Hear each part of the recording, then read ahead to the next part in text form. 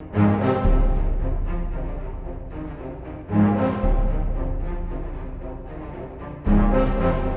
and gentlemen, the 3 knockdown rule is in effect. I'm Steve Kim, joined by Mario Lopez. Season's greetings. Season's greetings or season's beatings, Oh. should we say. Like what I did right there, like what we did, our 1-2 punch, Justin Knuckles over there, What's up, Buffalo. guys? Merry He's Christmas. our Rudolph. Merry Christmas. Because That's he's right. leading us. Not with the red nose, I thought though. because he has a red nose, you Yeah. punched him or something. Well, we've got so much to talk about. Last week, once again, your busy schedule. We'll talk about what you were up to last week, hosting the Miss America pageant. Oh, my gosh. That's Great right. job. Well, let's flurry that. 'Cause Yeah, I forgot great about job. that. Yeah, The thank you. Mexican Dick Clark here beside me. But Mario, December 14th at the famed Madison Square Garden on ESPN. Still the WBO welterweight champion and one of the best fighters in the world, Terrence Bud Crawford, stopping a very game Igas Kavaliauskas in 9 rounds, who gave a very spirited affair.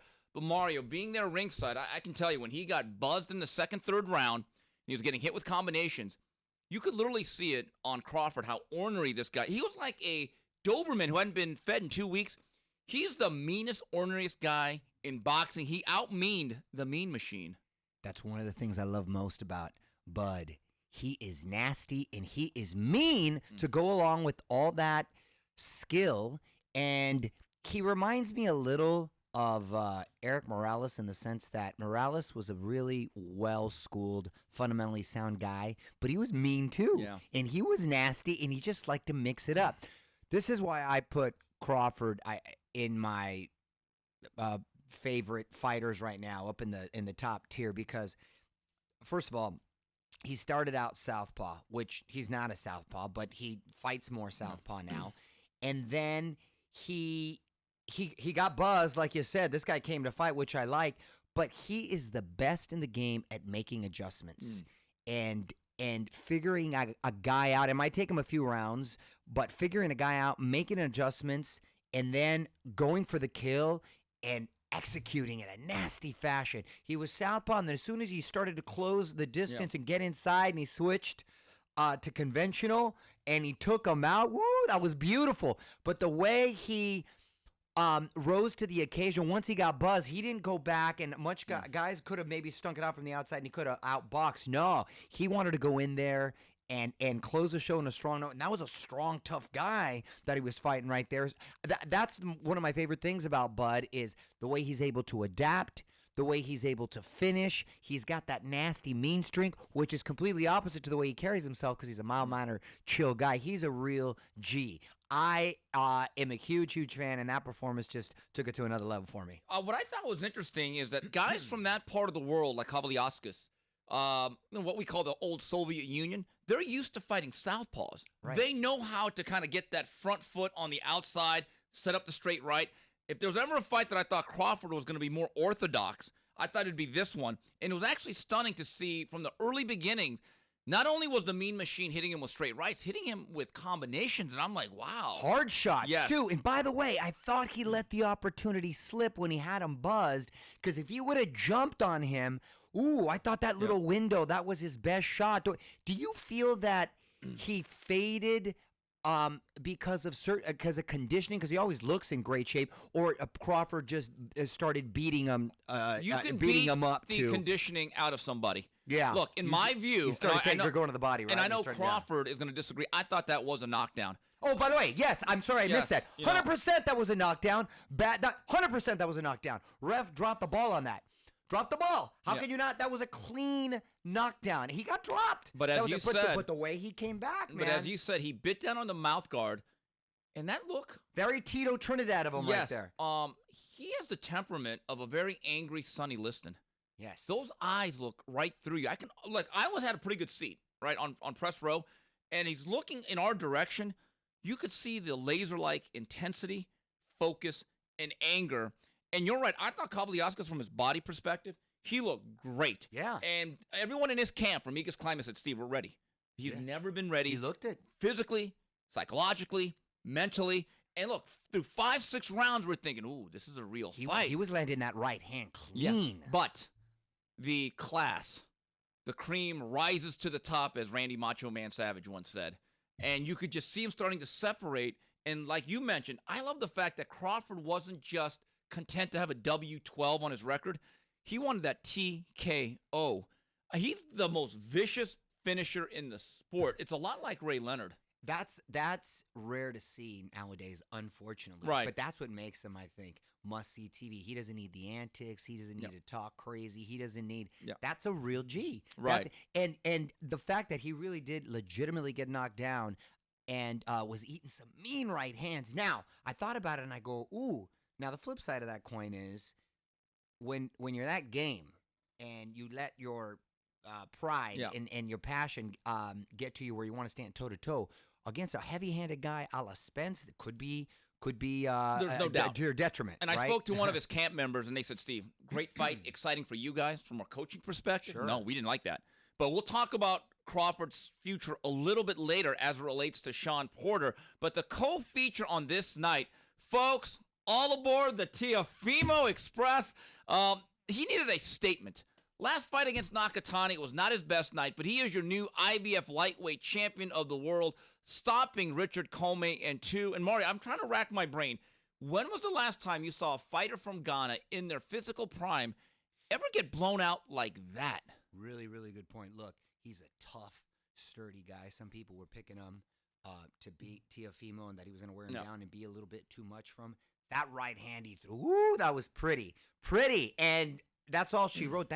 He's a dangerous kid, especially in the first few rounds. And the fact that he jumped on him when he was able to stop him, it was exactly just that, a statement. I don't put too much into the fight prior because the guy was undefeated, tall, lanky. Yep. I still thought he fought pretty well. So those are great 2 back-to-back fights where you're going to grow. You need fights like that. You need fights like that. I think he's got all the momentum in the world, and he was, I believe, the hottest prospect the year prior, and he's delivering on that, and now, the table is set. Look, your good friend, Oscar De La Hoya, had an absolute grinding fight where people were alarmed when John Molina smothered him. I remember that. And I remember everyone in the camp, they started to make changes, brought in Jesus Rivero, got refocused.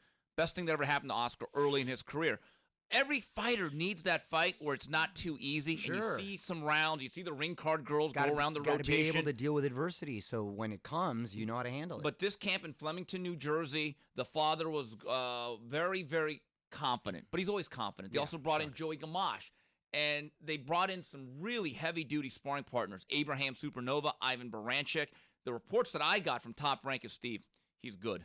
The Nakatani fight, there were a lot of issues, both personal and also psychological with I don't Teo. even think that was just a tough opponent. Right. Don't discredit him. Now, the interesting thing was from the first round, you could see, Comey's strong. He just looked like your classic African statue. But in the second round, before that right hand landed, Teo landed a check hook on the inside, and I thought, ooh, he's got him lined up. The one thing about Teo and Comey, why I thought it really was favorable, Comey's a big, strong guy, and he's tall and long. He loses control of distance. Also, his hands spread apart. So if they were going to shoot punches from the mid-range, Teo has unbelievable eyes. And his father, give him credit, they have perfected the catch and counter technique. Yes. They both saw the right hand, but one guy's alignment was far superior, that being Teofimo Lopez. He got there first, and he was even doing it. He was trying to catch him with that uppercut, too. He does that really well. He does that catch and with the check hook as well. But that right hand, was perfect. And the way it was kind of came over, it was nice. It was nice. And listen, like you said, he's a strong, tough guy. I can't remember the last time, an Ike Cortez, Zuma Nelson, especially so early last with one shot. They're durable. They last. And you mentioned Comey being a strong kid, but Teofimo, if you ever touch that kid, the back, is solid everywhere. So he is really strong. So that was a fun night of action, and calling the action ringside for ESPN was my colleague Tim Bradley. This is what he had to say about what he saw. You know what? Sometimes, we have our expectations. I'm sure Crawford had his expectations on how he was going to approach this fight. But things were a little difficult early on, and he made the adjustment. He figured out that Kavaliauskas wanted to be that bull. Yeah. You gotta sometimes push back the bull. Yeah. Sometimes you gotta push back that aggressive fighter and make him fight off his back foot and make him uncomfortable. And as soon as he started doing that and stepping to Kavaliauskas, he took the fight out of Kavaliauskas. Does anyone fight as angry and as good as Terrence Crawford? No one's as mean as Terrence Crawford. I'm not gonna lie. I didn't like those big punches he was getting hit with. But, man, did you see him bite down on his mouthpiece? Did you see showed his grit, his determination, his will tonight? Do you think he wanted to out-tough a guy that was tough? To prove Absolutely, a point? to prove a point. And plus to show a little bit of vulnerability. Hopefully these guys over at PBC will come over and fight. Tim, final question. Teofimo Lopez. Okay, so you like the performance. Oh, my goodness. Teofimo Lopez. That's special. See, you need to understand, the guy that he faced, Richard Comey, experienced, okay? Super experienced. Championship fights, world champion. Hard punching machine, high volume. Do you understand that's the hardest type of boxer to face? Besides a slick boxer like a Floyd Mayweather? Right. It's a high volume power puncher. He destroyed him. So with that said, what type of shot does he have against Vasyl Lomachenko in April? Well, Vasyl Lomachenko has problems with guys that are tall and lanky. I noticed that. You got a guy like Lopez who has explosive punching power. You see he has one punch knockout power. It's an interesting fight. He has to close the distance, though, doesn't he? Be the bigger guy. He will have to close the distance. Lomachenko likes that type of fight, but Lopez will have the opportunity to hit Lomachenko because Lomachenko has short arms. So it's a he fight. likes to be inside. Yeah. It's a fight. It's a real fight. This ain't gonna be easy. This ain't gonna be easy for Loma by any means. Okay. It's gonna be a good little scrap. I promise you, and I can't wait for it. So there it is, the words from the Desert Storm and Mario. This is interesting. Tim Bradley, he knows a thing or two about boxing. He thinks Lomachenko's a hell of a fight. I don't think he's going to pick Teofimo Lopez, but I think he's saying very clearly that's a real fight. I agree. It is a real fight, and I love that they're doing it now as opposed to too late. Better too early than too late, but I think that's exactly what it is still. Too early. Look, still, I really do. If I was, and you know I'm a big fan of Teo.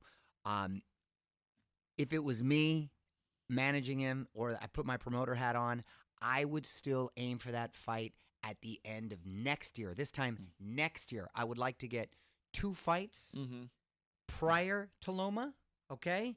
And then my third fight being Loma at the end of next year.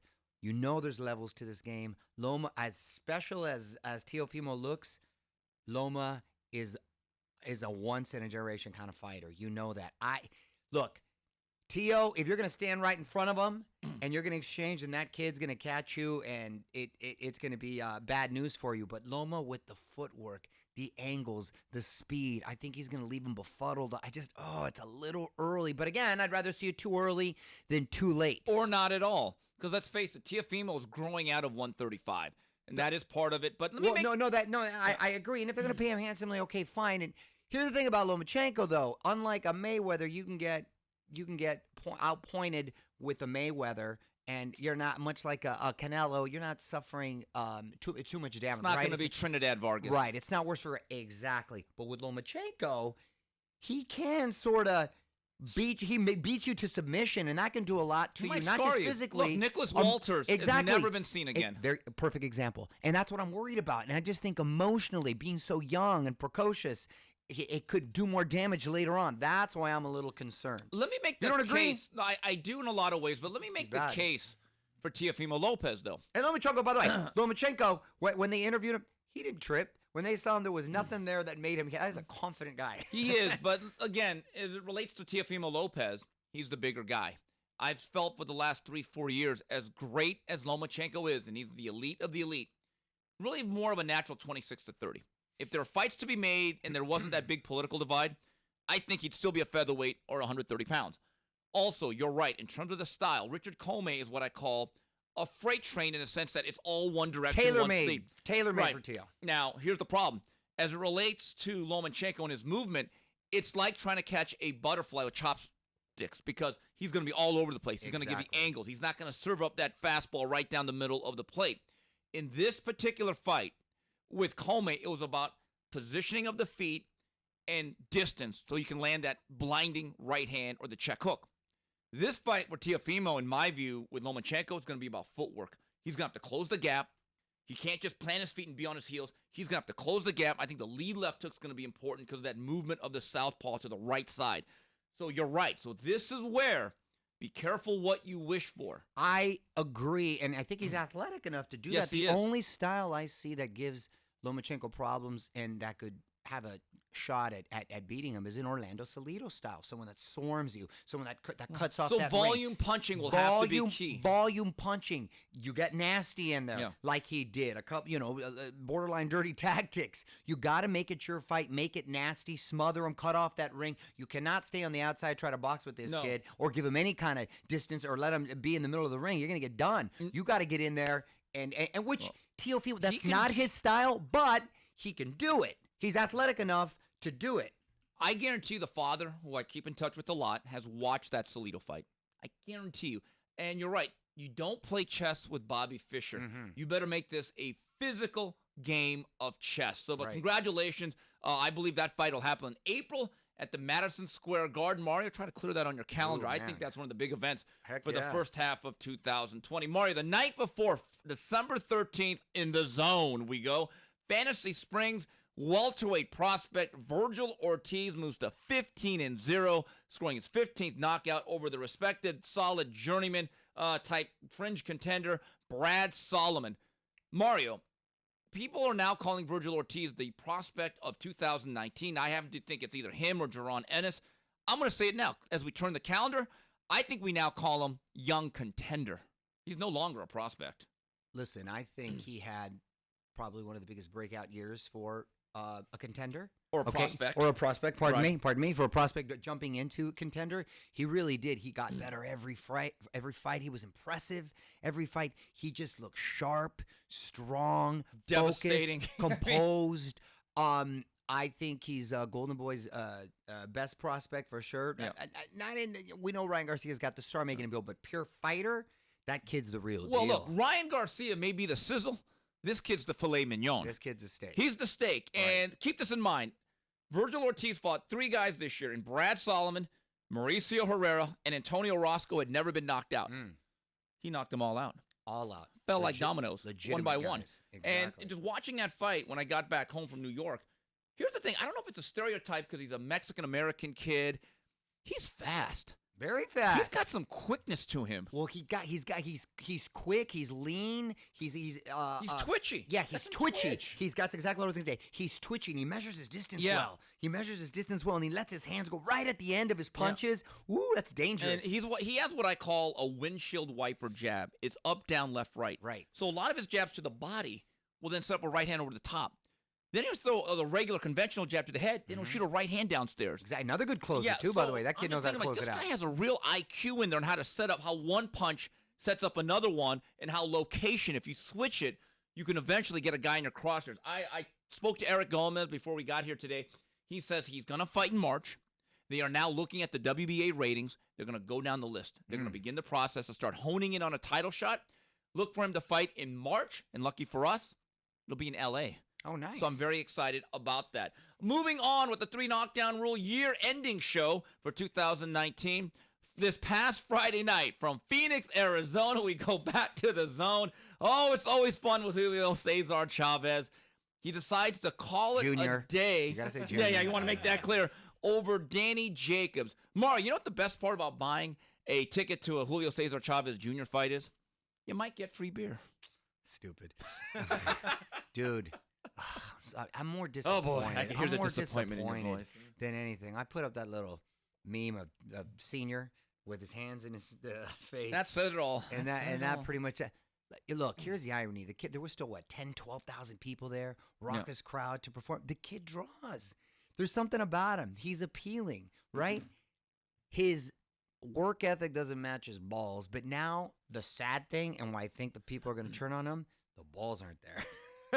You know, first of all, I don't think he ever should have been with Danny Jacobs in the first place, who's an elite fighter, fighting only 2 rounds in the last 2 years, something like that. You don't dive that deep into the end of the pool with someone like that. You don't. I think he should have had another fight or 2 before fighting someone like Jacobs. But then being overweight yet again and not doing the drug, the whole thing was a bad look. Fine, be that as it may, they're still there. It's a big event. And the first 2 rounds, I was like, okay, okay, that's the way you got to look. He looked big in there. That jab looked strong. He threw that nice, pretty hook to the body, and it landed. I go, oh, my God, if he's able to keep this up, I think he's got a real shot here. Then I don't know what happened. He just gassed out, or I cannot I don't understand. Because it wasn't like the irony is in that 5th round, he actually caught him with a big right hand. Yeah. He had a good shot. I thought it was a very, very close fight. And I could have been in it. And even if he lost, Kim, if he would have just went or followed through or went down fighting or swinging, I think they still would have had his back. But the way he went out, I guess first it was a nose, it was the hand. I guess it is legitimate. And the father, I mean, it's his son. You're going to have your son's back. All the apologies afterwards. And Junior doing a video from the hospital with the blood. Look. Now throwing shade at Canelo. I do. Yeah. On Twitter. Yeah, boy, exactly. You're right with the clenbuterol. I do feel that the injury was legitimate, but he doesn't have enough equity to go through with, calling it a day there. That's the problem. Mario, it's Myles Garrett. He doesn't have enough equity. This is Myles Garrett. If he just would have swung the helmet as bad as it was, problem with Myles Garrett was there was personal fouls, there were ejections, there was fines. So that's the cherry on top. We know the history of Chavez. And let me just say one thing. I don't hate Chavez, but when someone shows you who they are more than once, believe them. And for all these fans... But let me hold you... Let me pause for a second right there. Yes, I agree. That's the reality. But when you like someone, just like in any relationships, you convince yourself, okay, he means it this time. Okay, he's serious this time. All right, just like with a girl, but she's the same. Okay, but let me ask you something. For Mexican fans like yourself who love Chavez and his father, but really his father. Well, at one point, Chavez Jr. was a real deal, too. He was a middleweight. When he fought Andy Lee and stuff, come on. You can't win a belt without, at one point... That was 7 years ago. Fine, but at one point, he was at least... I agree, he was... somewhat legitimate. He was legit. He was legit. He wasn't someone. You don't win a title not being... He was. That's the appeal. That's the flirting. That's what keeps you tantalizing. So you know what I mean? Okay, so Mario, are you now Tina Turner finally leaving Ike? Oh man, finally. You can't. Oh yeah, no. You got to be Tina. You got to be Tina Turner on this one. Pack your bags up. You're just so disappointed. You can't. You know what those Mexican fans are that still love Chavez? They're like, look, the P in Phoenix stands for P.T. Barnum because there was a sucker born every minute. I really believe when you go to a Chavez fight, be prepared for anything, including disappointment. Those Chavez loyalists. That was an event. It was. And by the way, anytime you go to a Chavez fight, dress like you're going to a Gallagher concert. Bring your umbrella, bring your plastics, bring your galoshes. The audience don't even know that reference. Okay, that's true. He was a funny guy. Yeah. But the Chavez loyalists are like those people because of the father and the family lineage. They're like those voters that'll vote for any Kennedy, whether it's the son, it's the nephew, and they keep getting Rob Ford. Remember Rob Ford? Yes. The real-life Chris Farley who became the Toronto. That's what you're getting. Now, as it relates to Chavez Jr., Eddie Hearn, who's a very forgiving man, says, I'd actually give him another shot. And I'm like, oh, but you know what? Here's what I say. If you want to put your money up and your reputation and your license, and if you're a ticket buyer, if the other part of the event has good fights, my view is that Chavez is a lot like Chicago Bears or Buccaneer fans with Trubisky and Winston. That if you decide to move on with them, and next year they're each throwing 4 interceptions or throwing for 120 yards and 30 attempts. That's on you. You know what you're getting. Right. This is who they are. Yeah. And by the way, I'm not going to laugh. Since I wasn't there and you were at home, when that stuff was going on, I watched the aftermath 3 times. I thought it was hilarious to see Mickey Rourke essentially be Secret Service. What was he doing? I mean, because he trains at Wild Card. Right. So I have never seen the ring card placards. Mickey Rourke, by the way, at one time was legitimate. Actor. That was in the 90s. That's the 90s. An actor, right. yes. I've never actually seen the ring card signs be used as a shield. Dude, that was bad. And I talked to Chris Mannix. Because that's the thing about Mexican people, too. Look, they don't mind if you lose. And they gave Jacobs props. They weren't mad at Jacobs. It wasn't about him. It wasn't about him. And they gave him props, and they were applauding when he left. Look, it doesn't matter if you lose, but you got to show heart, and you got to show. That's why it was so disappointing with Andy Ruiz because he didn't prepare well, and he didn't go. And that's why it's disappointing with Chavez Jr. because he didn't have. If Chavez Jr. didn't have the history he did, I think they would have maybe cut him a little bit of slack. But look, when you got guys like Marquez with his nose shattered, still knocking out Pacquiao, or Vazquez when he's all busted up, or when you had like Arthur Abraham with his jaw dangling from his face. Fernando Vargas against Trinidad. Exactly. Then that you get more respect, even if you get the L. Because you fought through and because you showed heart, that's where you get the respect. You just cash in your check. And you bounce early, no, you're not going to get a lot of love. I spoke to Chris Mannix, who worked that broadcast. He was in Ontario the next night. He said, Steve, it was wild. He said, Dude, there was beers coming from everywhere, it was a dude. Corona shower. Yeah, and those beer cans weigh a lot. Yeah. You get jacked up. Yeah, Freddie Roach said he got hit on the ankle with one, but Freddie soldiered on. Yeah. It's okay. Dude, He's that okay. will you tack that on the dome. Yeah. You can. So I'm just saying, when you go to a Chavez fight, understand man. what you're getting into. Is Mario, is he going to keep fighting? You think? of course he is. What is he going to do? Go to medical school? Well, no, Someone but he's made still- good money though. So you figure he's got Judging by his social media, there's no doubt he's going to come back. Wow. As soon Well, as he look. And here's the thing: how much do you buy that he got head-butted in the nose? Oh, look, I actually think that there's some legitimacy to that because I've seen some Okay, pictures. well then that changes everything. No, but as a fighter, you're expected to soldier. It is a through fight. that. I agree. But if it was a punch as opposed to a headbutt, and then the elbow, was that a real elbow? It may have been, whether it's inadvertent or not, but it's a fight. But as a fighter, you sign up for this. Exactly. Mario, Exactly. the new WBC flyweight You champion. gave him by the way, you just gave him a little. You gave him a little leeway to come back. So according to Kim, you gave him a little leeway to come so back. I can't wait to watch him on my laptop in my living room. Mario, Julio Cesar Martinez, the new WBC flyweight champion, blows out Christopher Rosales, just overwhelming him. I think now this is a young, hungry, outgoing Mexican fighter. Eddie Reynoso, in my view, because of his tutelage, I think that victory wrapped up his Trainer of the Year honors. Yeah. This guy is a Congrats ball to buster. him. I really like him a lot. Mario, Saturday night on Fox, PBC presented a very good show from Ontario, California, the Toyota Arena. Jermel Charlo stopping Tony Harrison in 11 rounds. Mario, I'm a big fan of the Charlos. I'm not going to lie to you. Going into the late rounds, I'm thinking, oh boy. Now look, I'll be honest. I thought Charlo got jobbed last December. I was much more impressed by Harrison this time around. I thought he was winning, and I thought he let down, and he understood. And you know what? He's going to kick himself when he started taunting Charlo. I said to myself, first of all, you're letting close rounds go the other direction. Second of all, he thought Charlo was never going to be able to hurt him, and he was wrong. I was so pleasantly surprised with this fight. That was a hell of a fight. Really good fight. All right. I love the fire in Charlo when he came out and every butt punch had bad intentions, okay? I love the fire. And when he dropped him, what is it, the second? Second round, I left said, hook. ooh, okay, this might be a short night right here because he's coming with such bad intentions, he's overwhelming him. But I left that fight almost more impressed with Harrison. Yeah. Just like you. The way Harrison was adjusted after that knockdown, the way he didn't trip and let him phase him, he was starting to use that jab, and how smooth he was when he got inside and then hitting that body. I was like, oh, he fought himself back. I was giving him props. Chipped away at him. He started chipping away, and he was boxing beautifully, and then I thought he was actually winning the fight. Agreed. I had him winning the fight. I go, oh my gosh, I'm very impressed by. And then I thought, is Charlo getting a little gas, maybe getting a little frustrated? Shot his load a little too quick because he was loading up on all his punches. What round was it? The 11th round, right? So I thought, okay, Harrison's able to go. I didn't like the taunting either. I don't know if he was doing that for the judges in case he thought they were a little bit close. Well, Because no, I had Harrison. Charlo don't like each other. No, I know that. They're not but I didn't. exchanging Christmas cards. I understand that. With that said, I think they both respect each other a lot because that was a hell of a fight, and they both brought the best out of each other. But I didn't know if it was because it may have been seen as close, so he tried to for the judges. Who knows? But it was unnecessary because I thought he was doing well.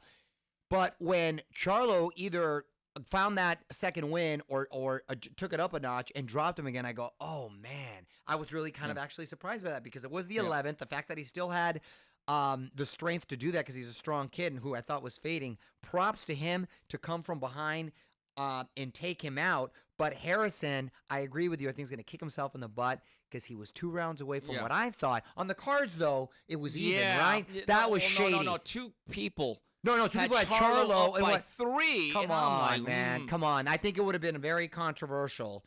Controversial, had that happen. But hey, he was able to take it up a notch, and Harrison allowed himself to get a little too either complacent or lax with his defense. Going back to what you said, let me use a baseball analogy. You know how the one way you don't hit home runs is? Trying to hit home runs. Yeah. And Charlo from the very beginning, he's an angry fighter. Yeah. He fights angry. And Harrison's just He fuel fought a efficient. little angrier than normal. And it's not you know? good because No. a seasoned guy like Harrison, who grew up in the gyms of Kronk, Sure. they're not going to be intimidated. Right. They're not. And I thought Harrison on the inside was just chipping away, much Beautiful. more fuel For efficient. the longer, taller guy, the way he was going to the body and the way he was inside with those little uppercuts, that was very impressive. Derek James, I spoke to him for a quick minute at the post-fight press conference, and I said, Derek, were you happy with Jermell loading him? I said, no. So, Steve, I was telling him, let your punches flow naturally. And if you see that second knockdown, which really began the downfall, it was a double left hook, body, head. It wasn't just one shot. Right. And at a certain level, you're not going to just blow through these guys. Jermell Charlo, to me, is a very good athlete. He's very explosive. There's still some holes in his game, though. Everything is either this desperation, hard punch, or it's nothing. There's no mid-range game, but I actually thought he showed some character rounds 9, 10, and 11 because it was getting tough. He did. It was getting, like I said, I thought he was losing, so I don't agree with those two other judges. I agree with the third judge, who I believe had Harrison up. But the fact that he didn't get discouraged, I don't know if it was because of fatigue or not, didn't continue to load up. Yeah. It seems like he got settled down and he got a little composed, and then he ended up putting the shots together to take him out. Mario, heavyweight, Efe Agbay. Fun fight. I wouldn't mind seeing a third one. Absolutely, but not on pay-per-view, as Charlo was saying. No. Take it easy. Mario, heavyweight, Efe Agbay, one of the hardest-hitting young fighters in the world today, trained by Ronnie Shields, stops out Iago Kaladze in 5 in what was a very fun shootout. This third round was very memorable. Mario, is he more Deontay Wilder or, there's a blast from the past, Michael Grant? The thing that I worry about with Agbay, he's a little bit stiff and mechanical, and that head is like T-ball. It never moves at all.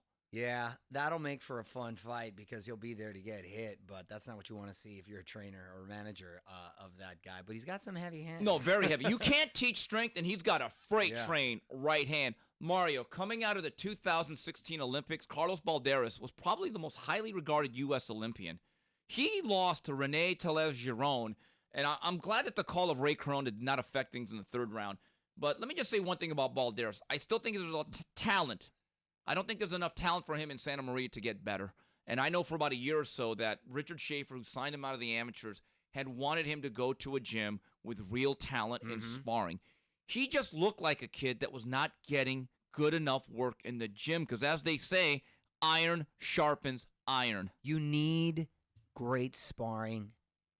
Especially, you need to be surrounded by great talent if you want to be great. Sometimes better talent. Exactly. That's why, going back to Crawford for a second, it's so incredibly impressive that he's the fighter who he is, fighting out of Nebraska. Right. Growing up in Nebraska. Yeah. Now, I know he got to the point where he started doing national tournaments, but still, to get to that point, that's when you know you're a bit of a prodigy. Right. And that's why I like Xander Zayas, the young Puerto Rican kid. At his gym in Florida, he's working with Baranchik. He's working with Amir Imam, Daniel Ulisanov. Right. So there's a reason all the top guys go to wild card. Right. You know? Sometimes you got to take a beating. It makes you better. Monday morning from Yokohama, the city, not the tire, in Japan. Rita Murata scores a fifth-round knockout over Stephen Butler. Looks like he might be getting a big fight. Mario, there's a chance. And I heard this a couple weeks ago, and now Canelo's actually said it. I may fight in Japan. Murata, Canelo at a catchweight in between at 68. Listen, Canelo, who's already the biggest star in the sport, to continue make him even more global, I think at this point, and it's so smart of him if he does that too.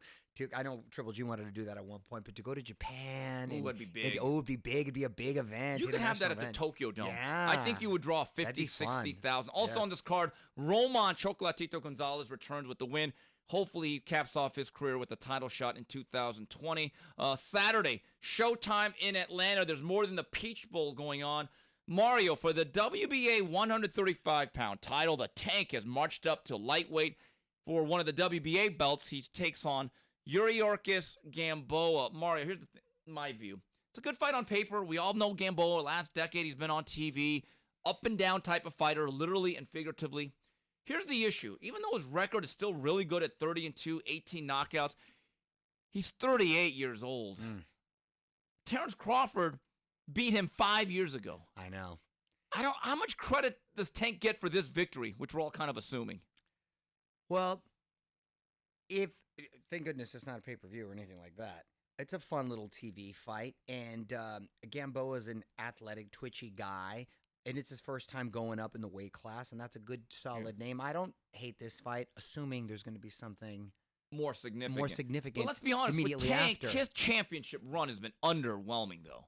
Right, but now he's at a new weight class with a lot of fun potential dance partners. So I'm interested in seeing it. Yeah. It's a fun little fight, but he's got to fight someone of significance. Yeah. Also, immediately after. The co-feature on this bout is for the WBA version of the light heavyweight title. Jean Pascal, who's had a resurgent 2019, takes on Badu Jack. Moving on to the news and notes section of the 3 knockdown rule. Had a chance to speak to Kenny Porter this past weekend in Ontario, California. He talked about his son's situation and is he on board with a potential fight with Terrence Crawford? I'm absolutely on board with talking to Terrence. I hope that we receive a call, something meaningful, set up a time that we can actually have a meaningful discussion about this fight. When would you like to fight next, regardless? If it's a Terrence Crawford fight, I know it's later.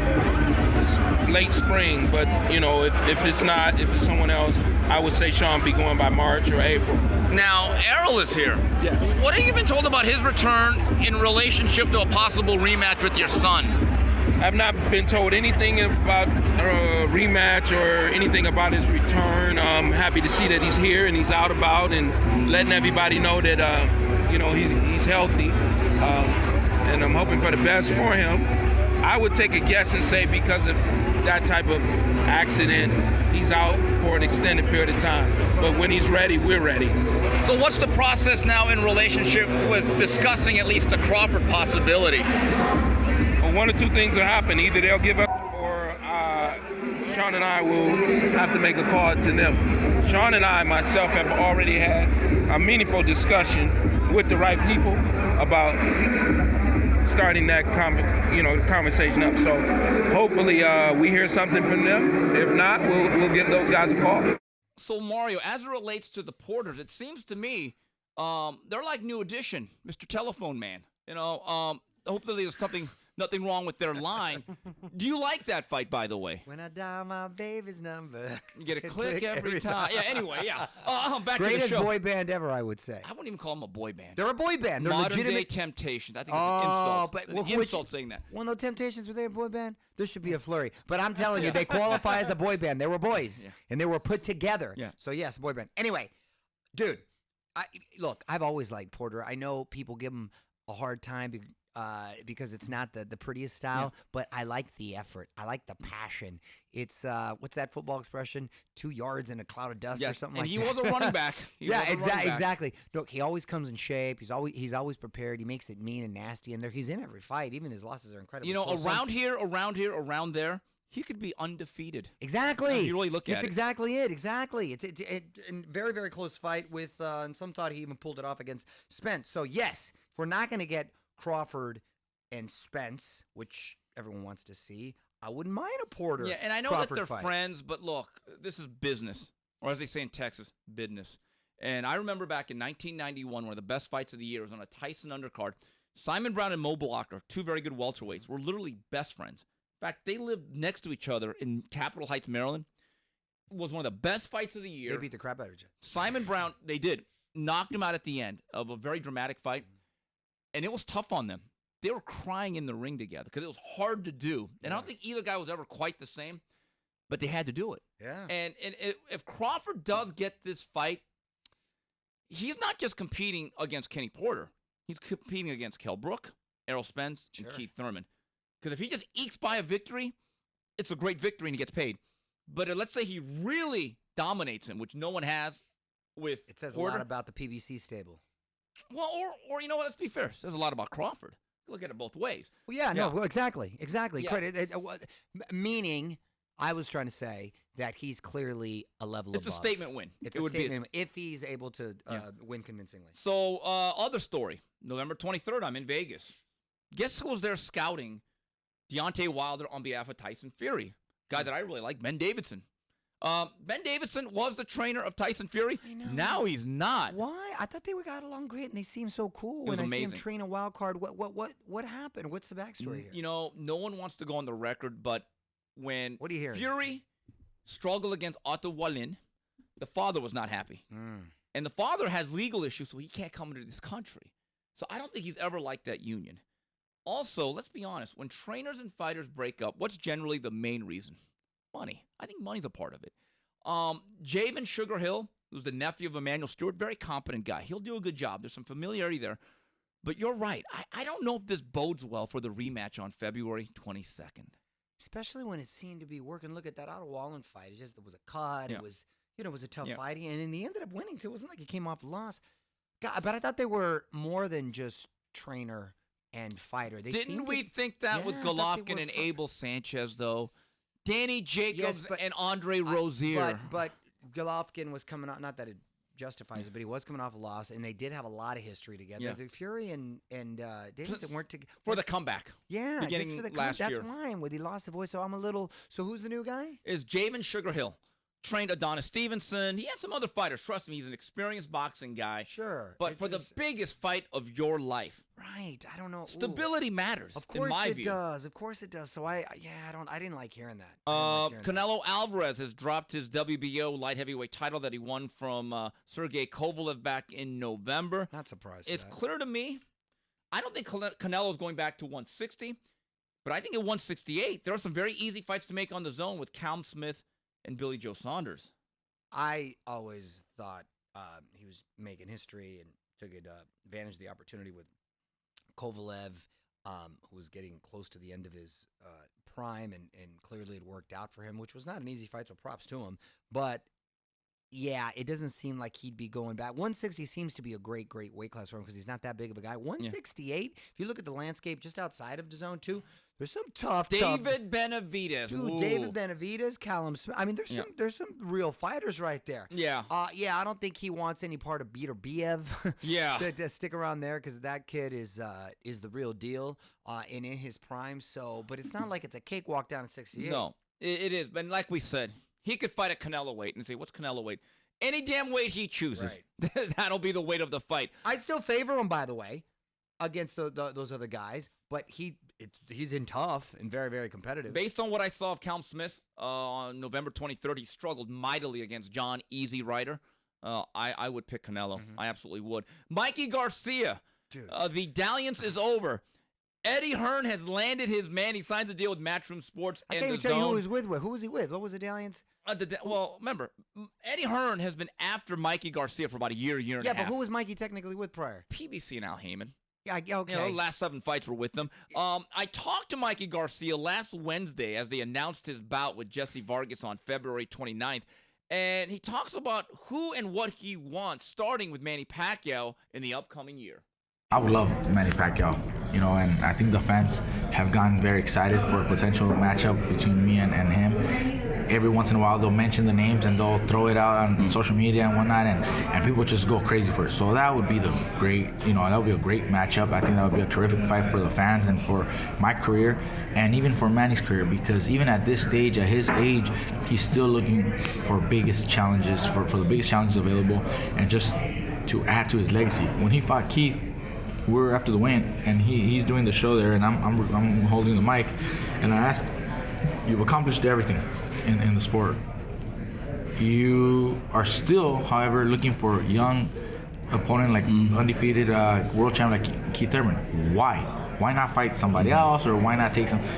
Just because I want to just be a legend and be great and show everybody that I can. That's really a true legend there. That's what shows you that he's got all the heart and he believes in himself and he did it in the ring. Any interest in guys like Josh Taylor or Regis Prograis?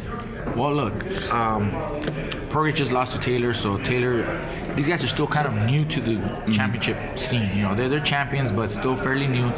I don't know if the whole world will be as interested in a fight like that right now.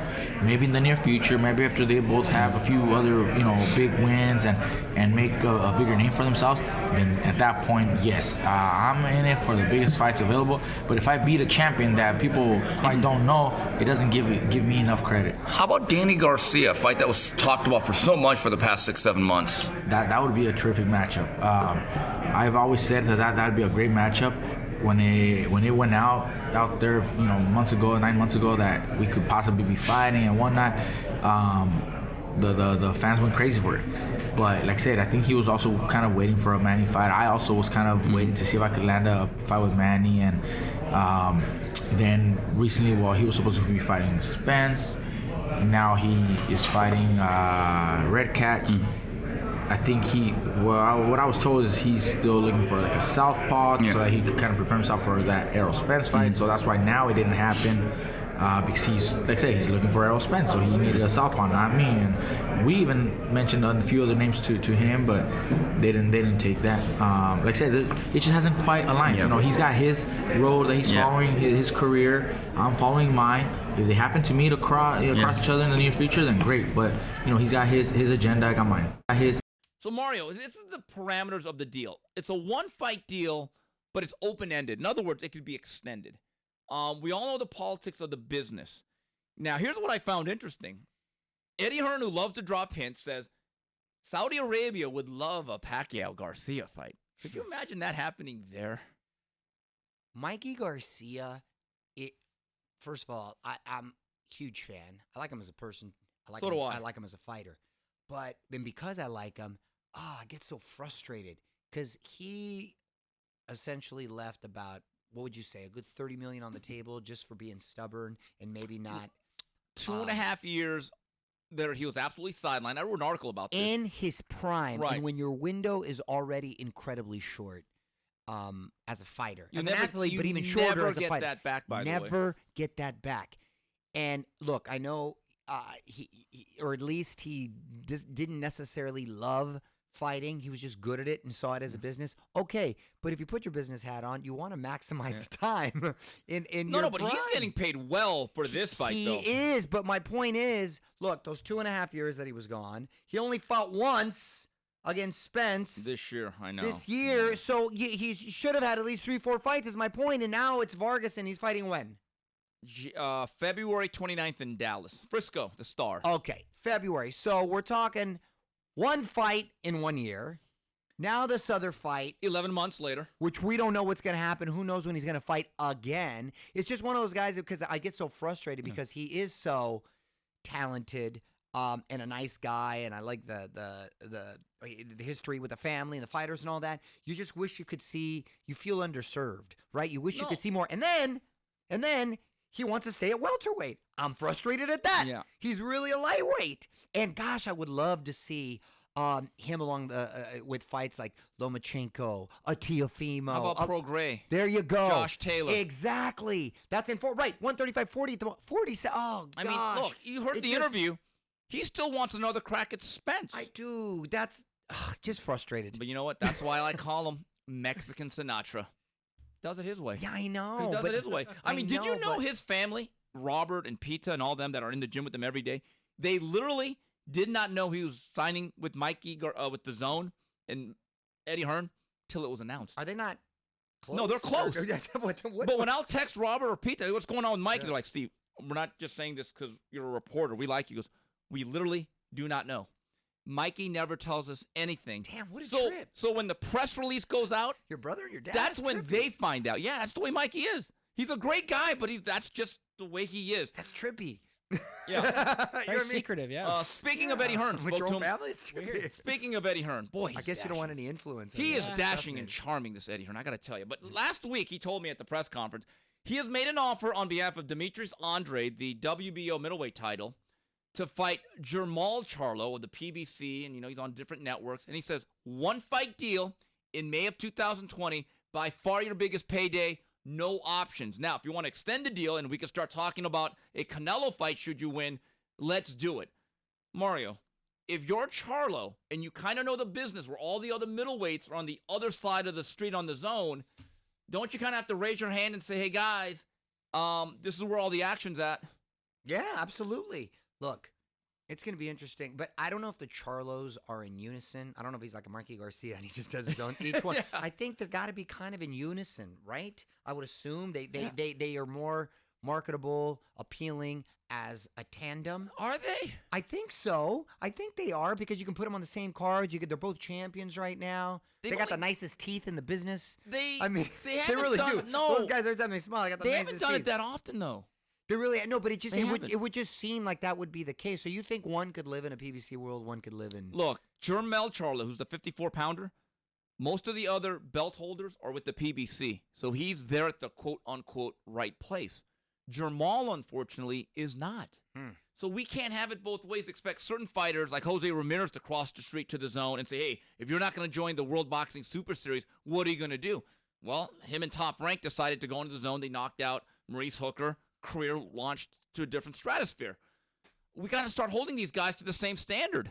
That's just my view. No, I'm a big Charlo agree. fan. I just don't know. No, I like those guys. I'm just saying I don't know if the reality will allow it. Yeah, you're right. That's the thing. Right. There's things you can do in theory. Right. There's things you do in reality. Exactly. All right, moving on to Ask Mario Canada. Chris, do you think Freddie Roach's reputation as a top trainer took a hit with him training Junior for his disgraceful performance versus Jacobs? No, I think he's got enough equity built up and a legacy that he'll be fine. I think he recognizes the kid is marketable. And if he was able to have at least a good showing, not even get the dub, then it would have. And this is a business. We all have bills to pay. It's a business. And listen, when I told you that Chavez Jr. at one point was legitimate, and when he did beat Andy Lee, and he was the legitimate world middleweight champion, he was with Roach. Yes, he was.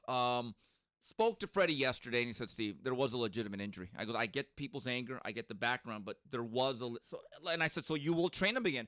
He said, Steve, if he wants me to train him again, I will work with him again. I think there is.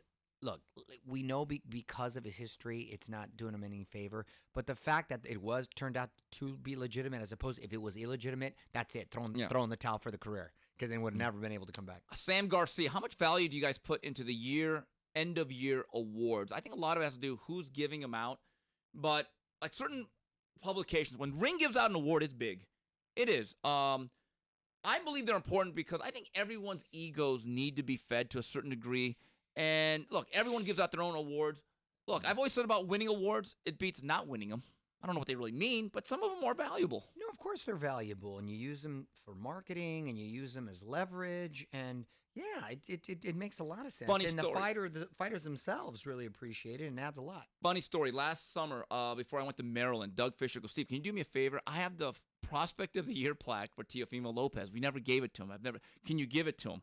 So he gives it to me after we meet, and I took a picture of it, and I texted Teofimo, and I said, hey, Teo, look what I got on eBay. He's like, wait a minute, where'd you get that? And I go, I can't wait to put that. He goes, wait a minute, I never even got mine. I go, don't worry, this is yours. And when I gave it to him at the fighter meeting, you could tell it meant something to him. Of course it does. Yeah. Here's one from Matt. Who would you want to have your back in a fight, JCC Jr. or Justin Bieber? God. I'd still go with Junior. Justin Bieber. Bieber. Yeah, Bieber, yeah. Is he related to Bieber? Justin Bieber? I don't know. Justin Bieber may be a badass. Yeah. Who knows? I don't know about Bieber. At 10 Goose Boxing, Talking about Bieber. I'm talking about Bieber. Here's one from RGN. My wife and I are getting a divorce. Sorry about that. Or congratulations. And she doesn't want to give back my 3 Knockdown hoodie back. Well, it sounds like you're making a good call getting a divorce. What do I do? Well, first of all, I'm wearing the hoodie today. Just go to 3knockdownrule.com and just order a new one. Yeah. Consider it a new start. There you go. You may not get the house. You may not get the car. If you're lucky, you may not get the kids. But you know what? Order a new hoodie. At least know that she's got good taste. Mario, this is all for you. Good point there. M. Nero Nava. Family tamales for the holidays. Chicken, pork, or vegetarian? Can't do vegetarian. No, I don't even know if I've ever had that. Yeah. No, I mean, unless it's like tamales de elote, which are corn tamales. Those are good. Throw some butter up in those. Better than cheese? I like the cheese ones. Cheese ones are good. They're all good. They're all depending good. on the fit, yeah. Except the vegetarian. Javier Lopez. Who's the biggest disappointment for you this year, Mario? The Chargers, the Doyers, or Chavez Jr.? Wow, it's a triple crown there. Wow. I'm going to go with the Chargers. I'll tell you why. The Dodgers still had a hell of a season and most wins, right? And in those short series, anything could happen. And with Kershaw, a couple moves, and they didn't. It was a letdown, yes, but it's still, they had a tremendous year. Chavez Jr., you knew what you were sort of getting, and he should have never been what with expectations You should have were never. there Yeah, of him? exactly. You should have never Come been with on. Jacobs right after just fighting one round after 2 years. Okay, the Chargers. A lot of people predicted them to go to the Super Bowl. At least the playoffs. You know what I mean? At least a playoff. So they really shit the bed. They really. Wow, you know what I mean? language. Wow. Well, that's what's so frustrating about them. We got the new stadium coming up. Let me ask you, since There's gonna be we're a lot there, of empty seats. Let me ask There's you, gonna be a lot of empty because I seats. think the stadium itself will be an attraction. Let me ask Yeah, you for the something. Rams. No, everybody, the Rams too. When we went, what was it? The Niner game. There were more Niner fans there too. Just this is took over half the stadium easily. This is a transient city, and when people live in like Green Bay or Pittsburgh, where it's freezing, and they mark one game on the calendar that they want to travel to go, everybody picks LA because it's warm, it's nice, and it's LA. Okay, so that's always going to be the case until they have winning seasons. But not to deviate too much or get into the flurries, but what do you think happens with the Phillip Rivers situation? Do they continue to start him? Do we get Cam Newton? Do we draft? Rivers What would you do? Gotta let has him walk. run dry. He's a free agent. Let him walk. There's no way you pay him. Dude, there's no way, no dude. That would be- future I don't think there any team with will pay him. Rivers. No, you can't. You There's just no future with Rivers. The Statue of Liberty has more mobility than he does. can't. Would you go Cam Newton? You know what? If I'm Carolina, given the fact that Josh Allen came crashing back down to earth and you're only paying him $19 million, which for a quarterback of his caliber is really low, I think Carolina says, Cam, let's try to make this work again. They're gonna have a new coach. They're gonna have a new Right. still. Yes. So wow, okay. At $19 million for a quarterback of his caliber? But if you're the Chargers, would you try to get Cam Newton? yes. I don't think there's any future in Phillip Rivers. I No, really don't. I understand that, but I'm saying, would you try to get Cam or would you draft? I do both. Both. Yeah. Yeah, Both. Try to Develop do someone both. behind him. Luke Would Murphy. you take last one? Would you rather take Cam Newton or Jameis Winston? You know, it's funny. If I'm the Buccaneers, I'd actually bring back Jameis because I believe Bruce Arians can Okay, discipline but that's him not what I asked enough. you. If you're the Chargers and they're both available, who would you take? Cam, because he's a star. Ellie needs a star. Ellie needs a star. Ellie needs a star. Luke Murphy, final question. Which boxer saw their stock rise the most in 2019? Who saw their stock fall the most? I have an answer to that. Andy Ruiz. Same person. Andy Ruiz. For both. Andy Ruiz both saw his stock rise more than anyone, and both saw his He was stock fall. Enron. He was Enron in 1998. Yep. Then he became Enron in 2002. Yeah, he was Bernie Madoff. That's a good one. Wow, that's the story of the year for me. Yeah. Mario, moving on to final flurries. Look, as a kid, I grew up on Saturday Night Live all the way up until probably the mid-'90s, and Eddie Murphy was one of those seminal figures that I'll never forget. I thought Top his 3 Eddie reunion- Murphy movies. I'm gonna go with Trading Places. Okay. Okay. Coming to America. Coming to America. Okay, and this is underrated. Life with Martin Lawrence. Wow. Those are my Casey top and JoJo 3. had a great song, Life. Do you remember that movie, Life? Of course. That movie was good. Okay, I'm going to add a wild The card. Upper Room. That was a great one. I got a wild card. Most Top 3. people. All right, I like Trading Places. Oh, how can I not say Beverly Hills Cop? The Beverly Hills Cop, There's but so you only many. got 3. One You and only two got are 3. good. Boomerang. Love Boomerang. Boomerang was good too. I like Boomerang was Boomerang. damn good. That's it. Okay, I'm going Beverly Hills Cop, Boomerang, my top 5. That's the top 5. Yeah, and I got The Coming top to 3. America, obviously. Yeah. Unbelievable. That's one of those movies, anytime it's on. Trading Places is still You're my watching. favorite. Trading Places is still my favorite. So, Feeling well, good, you know what I baby, loved about looking good. Listen. you know what I loved about what they did? They kept it simple. They went back to the basics. He was Gumby, Velvet Jones, Mr. Robinson's Neighborhood. Did he do James Brown? Didn't do the Celebrity Hot Tub. Yes, Didn't do do the Celebrity Hot Tub. Oh, He did a gosh. Home for the Holiday skit, which was hilarious. Yeah. I give it 5 out of 5 Vivas. Nice. Yes, I'll send you some of the Send clips. it to me. I got to see it. Star Wars. I want to know something. Is this Are you a just Star Wars guy? not wait in 3 hours Well, no, nobody's in that. line to Nobody's watch that. it You're or not- camp out for a day or two? No.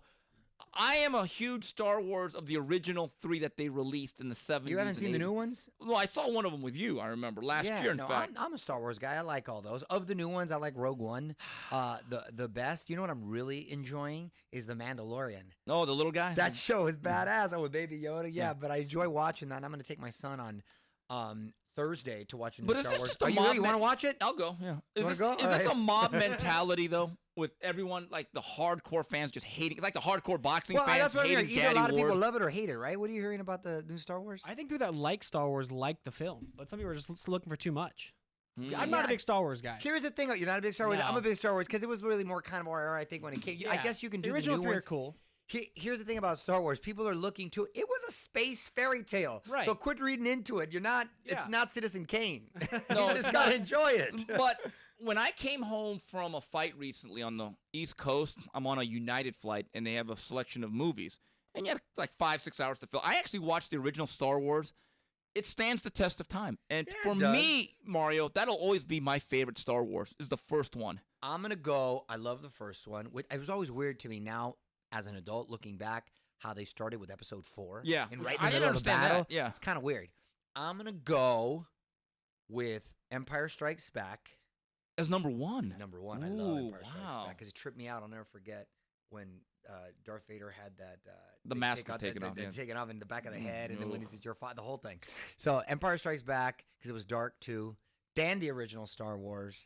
Then I'm going Rogue One. I really liked it. Above Return of the Jedi. Yes, and then Return of the Jedi. Return of the Jedi got a little campy for me at the end, you know. So Return of the Jedi But is the Rogue Rocky One, 2 you know what's of the funny? Star Because Wars Rogue One, series. Changed his mind in 5 Rogue years. One is a lot like Rogue One is a lot like Empire Strikes Back. They're darker. Everyone dies. Yeah. At Rogue One, I love that. At the end, it's Okay. cool. I like All that. right, so we'll see what all All right, right, we'll see where this ranks. All right, I'm gonna get you tickets, fool. All right, so there it is. 2019 is in the books. We have one more show we're taping right now. We want to thank everyone for joining us. And by the way, on me, this is our final show, regular show of the year. We have no plans. It's not like MASH, not the series finale. We'll be Of back. the year. That was a good year. Absolutely. So anyway, on behalf of Justin Knuckles, Buffalo Knuckles, and Mario Lopez, this is Steve Kim saying goodbye, everybody.